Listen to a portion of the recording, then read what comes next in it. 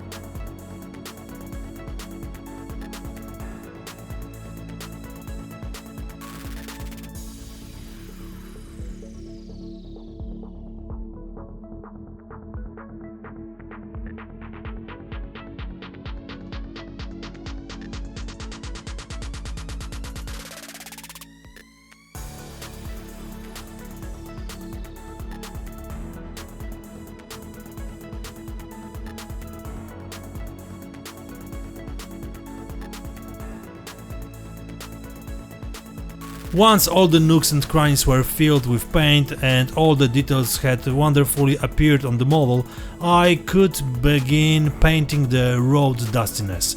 Of course, the best way was to use an airbrush and cover all the low-lying surfaces with a sand-colored paint. All the chassis elements and wheels received the appropriate amount of color. At this point it was starting to look quite nice, but it will primarily serve as a base for further work.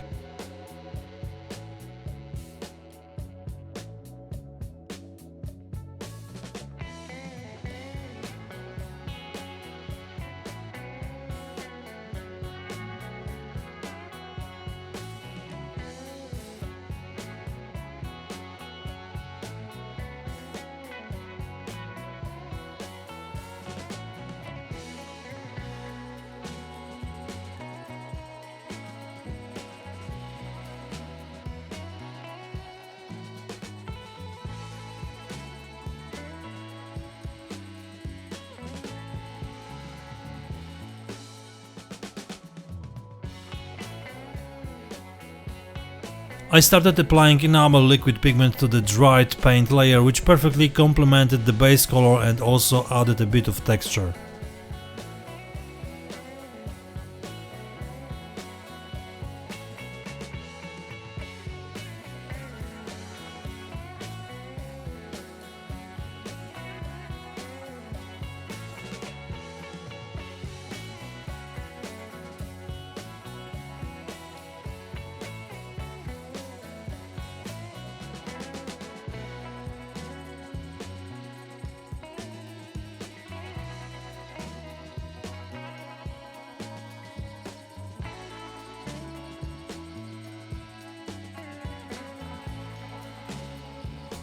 The actual mud is another product by AK Interactive, but this time it's a heavy thick mud designed to fill the nooks and crannies where mud normally collects, and also add a thick texture to flatter surfaces. On the tires I wanted to feel the tread, so I worked with it so freely. After wiping off the excess, I started applying dry pigment to create another type of dirt. I set it with the white spirit and then rubbed it with a sweaty finger. The effect is exactly what I wanted.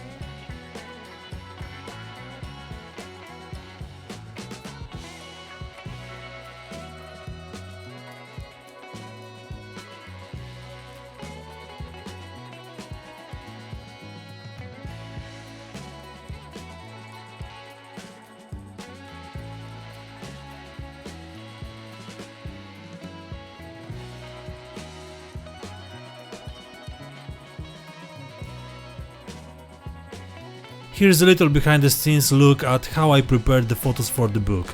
This is what it looks like when you have to position parts for a photo. It often takes longer than just taking the picture.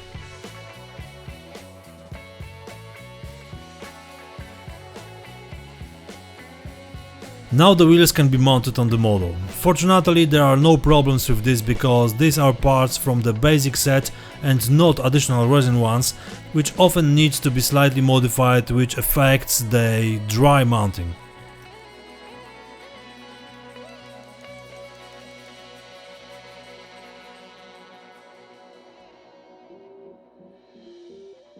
The distinctive long exhaust pipe is greyish silver, but a bit of salt will look nice. A touch of black oil paint does the trick.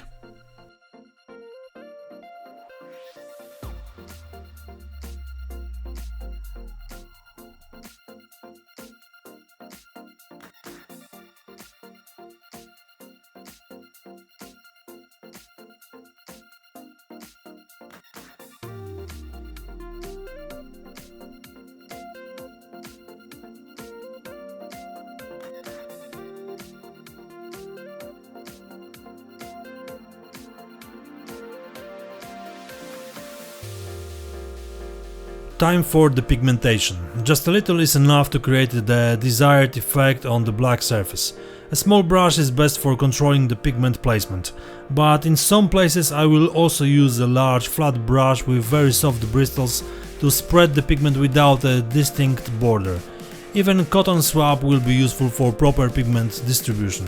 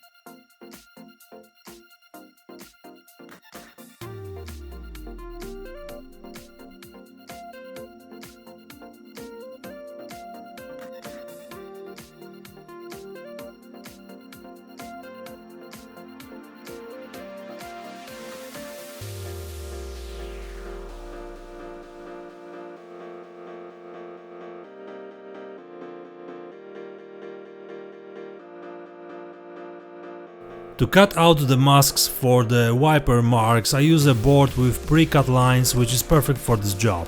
There are two types of these boards, but I don't know if they are still available. They are suitable for creating various shapes, and I have also used them for cutting out pixels for modern camo. They are not cheap, but they're worth having because you never know when you will need them. As a result, the masks fit perfectly, and the rest is just a matter of time.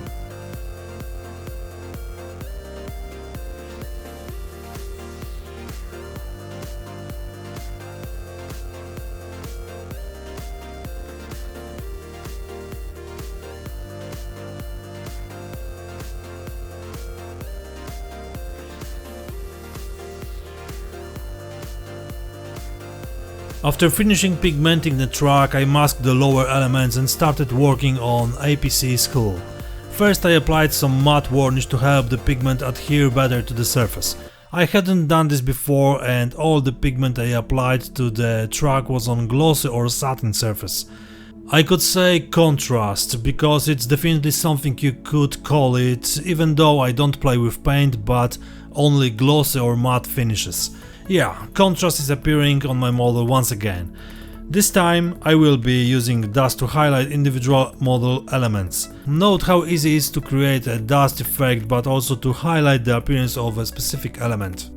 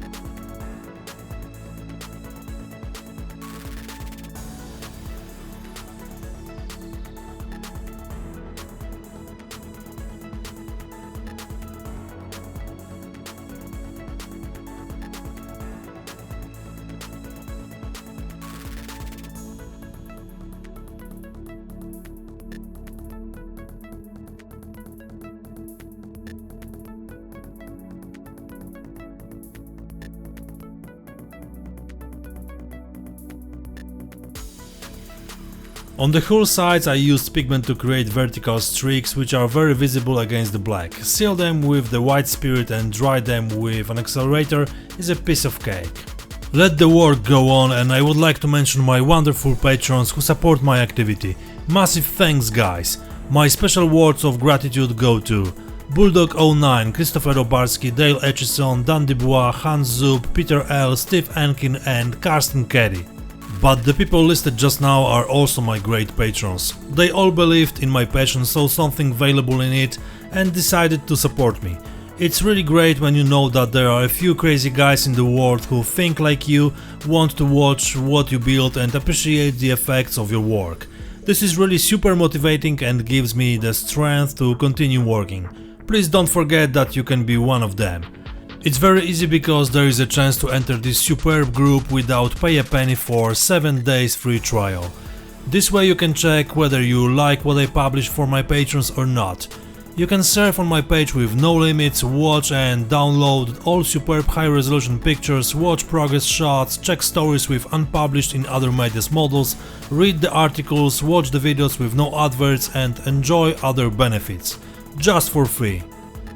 That's why in each episode I encourage you to support me in my passion. And I realize it's not easy these days, but if you have a few bucks you could drop in my cup, that would be great. Thanks!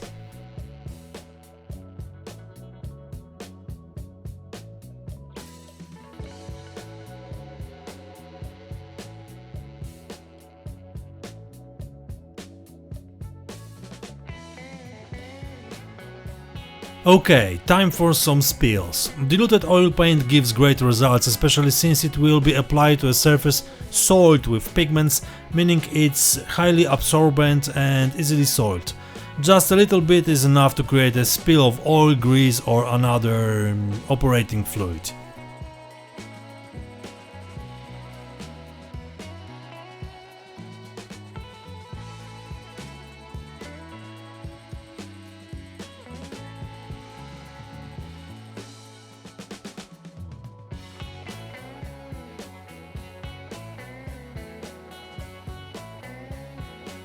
I painted spilled fuel effects on the fuel tank filler neck. It doesn't take much to create such stains.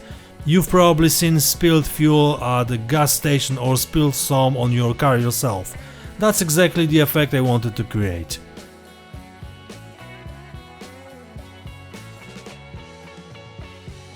I also painted wet spots on the upper surface of the APC. It's important to remember that they should be relatively round, as that's how water or other liquids usually spread on a dusty surface.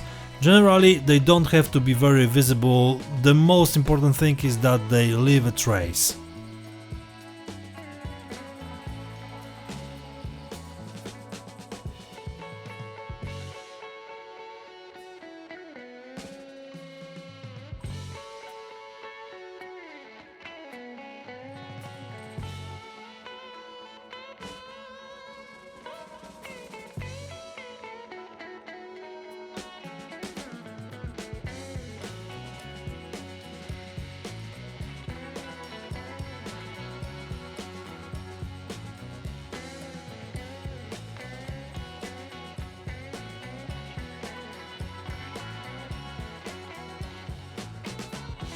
I'm slowly approaching to the end of the build, so it's time to prepare the weapons. I decided to do the painting and weathering so that these elements don't visually deviate from the rest of the vehicle. I'm mainly referring to dust weathering, which logically follows from the fact that these machine guns were covered in dust just like the rest of the vehicle. Apart from that, there was a bit of rust, which wasn't surprising given the conditions. Even in the European theater of war, frequently used weapons, despite maintenance, can develop that beloved reddish-brown coating. Of course, metallic abrasions are also present. Previously built from the master model kits, they are now displayed in their full glory on the roof of the APC.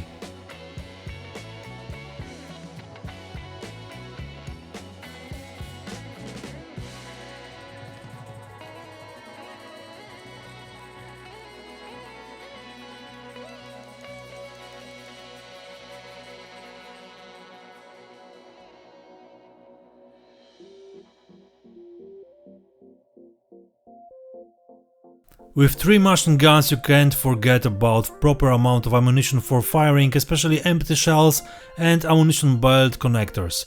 This is also available by master model. The printed boards with the components contain enough to properly equip the model. Of course, you first need to paint them and carefully remove them from their supports.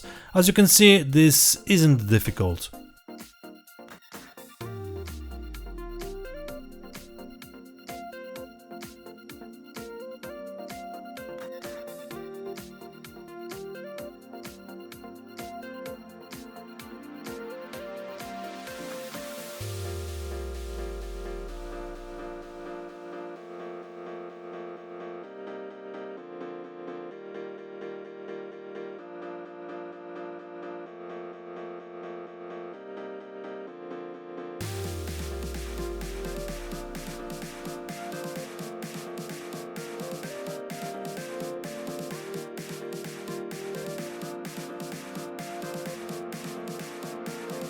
I wanted to lose shells and connectors to rest on the roof surface in places where they would naturally roll and shift during riding.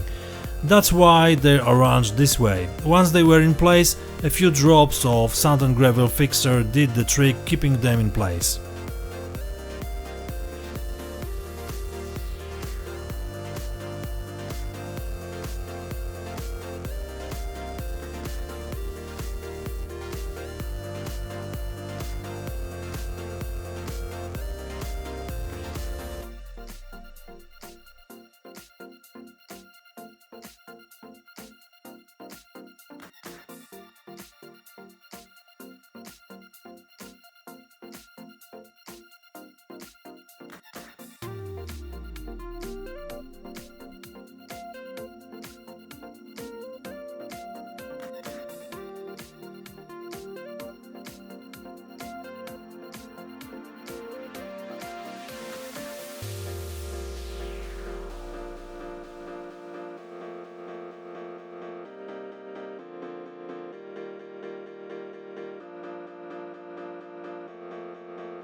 While finishing this model, I also made the antenna and its mounting in the folded position.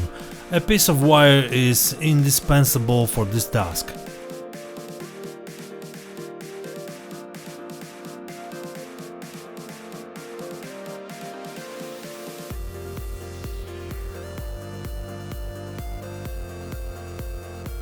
Just a few more metallic touches on the most exposed elements and a few drops of wash on the fully attached shells and connectors, and the model is complete. Of course, for the purpose of the article, I also made a very simple base with 2 figures.